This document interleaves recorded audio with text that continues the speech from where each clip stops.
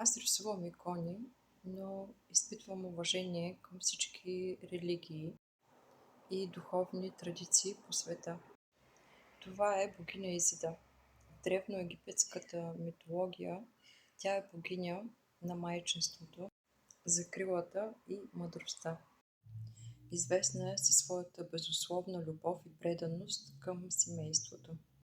И често е изобразявана с разперени крила, символизиращи закрила.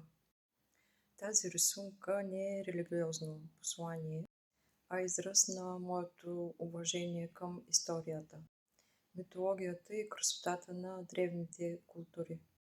Вярвам, че всяка традиция носи своите ценни символи и уроци, които могат да ни вдъхновят. Ще се радвам да ми споделите коя историческа или митологична личност искате да нарисувам. Бъдете здрави и благословени!